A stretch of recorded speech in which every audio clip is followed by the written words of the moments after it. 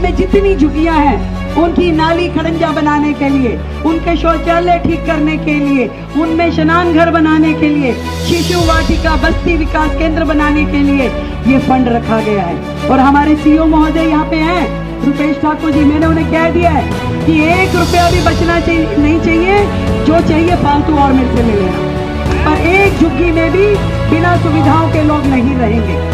जो video reel पे आजकल रील चल रही है व्हाट्सएप ग्रुप पे कि भाई ये झुग्गी टूट गई, ये झुग्गी टूट गई, मैं उसकी सच्चाई भी बताना चाहती हूँ।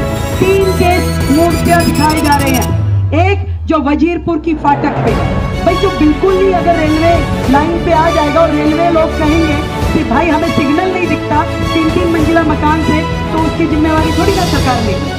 कल को कोई एक्सीडेंट हो जाए, किसी का जान चला जाए, तो किसकी जिम्मेदारी होगी भाई? किसने कहा है कि रेलवे लाइन पे जाके बसो? बिल्कुल रेलवे से सटा करके, यदि उसमें डीडीए या रेलवे एक्शन लेती है तो सरकार कुछ नहीं कर सकती भाई। हम चाहते हैं हमारे नागरिकों की जान की सुविधा रहे। सड़क पे बच्चा घूमेगा, रेलवे लाइन पे बच्चा घूमेगा, ट्रेन चढ़ गई, कौन जिम्मेदार है भाई? इसलिए वो उस पे एक्शन हुआ जो केवल और केवल रेलवे लाइन के पास में थी। दूसरा जो मद्रासी कॉलोनी में हुआ, मद्रासी कॉलोनी वाला जो बड़ा नाला बारापूला का वहां से जाता है, बिल्कुल वो लोग नाला पे बैठे थे, जिसके कारण से 2023 में दिल्ली में बाढ़ आई। क्यों? क्योंकि एक भी मशीन सफाई वाली नाले तक पहुंच नहीं पाती थी और नाला पूरी तरह भर गया, बाढ़ आ गई, घुटने घुटने और कमर कमर तक पानी हो गया। तो माननीय कोर्ट ने आदेश दिया और एक बार नहीं 3 बार अपनी सुनवाई में कहा कि भाई रास्ता खाली करवाओ ताकि जेसीबी और मशीनें नाले पे जाके सफाई कर सके। तो उसमें सरकार क्या करेगी भाई? कोर्ट का ऑर्डर होगा तो सरकार कुछ कर पाएगी कि नाला साफ करना है? अभी नाले का रास्ता रुक गया। और तीसरा केस जो वजीरपुर पे जेलर वाला बाग की झुग्गी थी, वहां पे स्वयं माननीय प्रधानमंत्री जी ने 1675 फ्लैट दिए। भाई जब जिसको फ्लैट मिल गया उसके बाद तो जगह खाली करनी पड़ेगी ना। आप सोचो कि वो फ्लैट भी ले ले और यहां भी रह ले, तो ऐसे तो बात नहीं बनेगी। तो जिसको फ्लैट मिलता जाएगा उसको खाली करना पड़ेगा।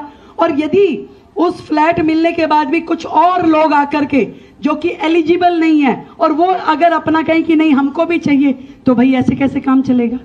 तो जो एलिजिबिलिटी है, जिनके नाम पे हुआ, उनको दिया गया, 1675 परिवारों को दिया गया।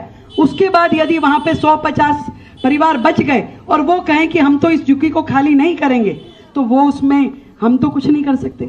तो केवल ऐसे 3 उदाहरण हुए हैं। इसके अलावा दिल्ली में एक भी झुग्गी के अंदर ना कोई हाथ लगाने गया, ना उसको किसी प्रकार की तकलीफ दी और ना कभी आगे होगी। चाहे आप ताउम्र यहां रहिए, आपको हम ये वादा आपकी अपनी मुख्यमंत्री कर रहे हैं। ना कोई घबराने की जरूरत है और ना ही साजिश में आने की जरूरत है। मैं आपको कह रही हूं, निश्चिंत होकर रहिए। जो नाजायज है वो होने नहीं देंगे। यदि कहीं कोर्ट का कोई मैटर होगा तो हम भाई माननीय कोर्ट की अवहेलना नहीं कर सकते।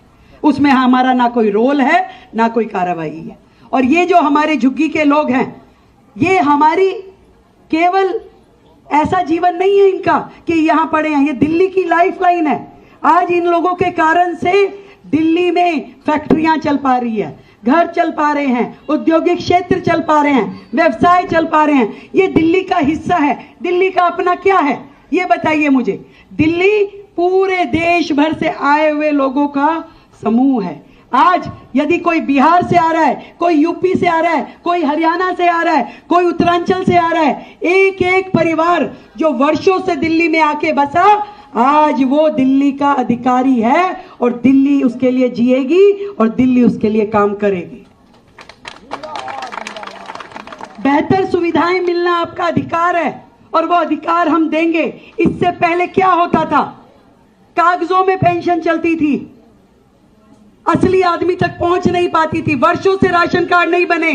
कौन राशन ले रहा है? 5600 सरकारी अधिकारी राशन ले रहे थे, गरीब का अधिकार मार रहे थे। हमने पहली बार जांच बिठाई कि भाई देखिए तो सही कितने लोगों को सही राशन मिल रहा है, जो गलत मिल रहा है उनको काटिए ताकि नए लोगों को हम राशन दे पाए, नए लोगों को राशन दे पाए। आज 10-10 साल से राशन कार्ड नहीं बने हैं।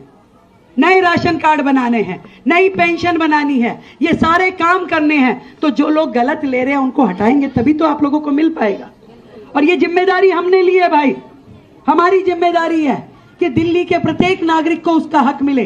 पहली बार 10 साल से जो विषय चल रहा था आयुष्मान योजना का, केजरीवाल जी ने दिल्ली में आने नहीं दिया था, जबकि आप लोग खुद देखते थे कि आपके गांव में तो आयुष्मान योजना लागू है, वहां तो लोग लाभ ले रहे हैं, पर दिल्ली में नहीं ले पाते थे। हमने आते ही आयुष्मान योजना दिल्ली में लागू की। अब लोगों के आयुष्मान के कार्ड बन रहे हैं, 70 साल से ऊपर के बुजुर्गों के कार्ड बना रहे हैं। और चाहे वो 70 साल का बुजुर्ग हो या आयुष्मान योजना का कार्ड होल्डर हो, 10 लाख रुपए तक का इलाज सरकार देगी, यानी आपकी अपनी दिल्ली सरकार देगी। 10 लाख रुपए तक का इलाज। तो देखिए जीवन कितना सुलभ हो जाएगा, कितना बेहतर हो जाएगा।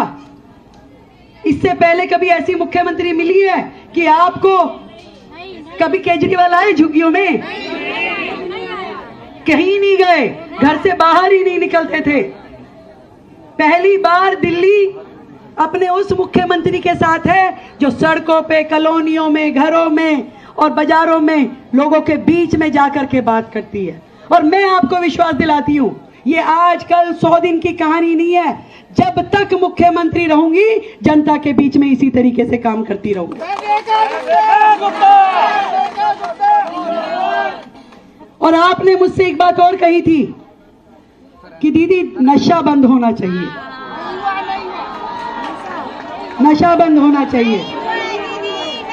और पहले दिन से ही मैं उस कार्रवाई पे लग गई हूं। जितने लोग नशे के व्यापार करते हैं, हमारे घरों को खराब करते हैं, हमारे युवाओं को खराब करते हैं, एक एक व्यक्ति को चुन चुन के पकड़ा जाएगा।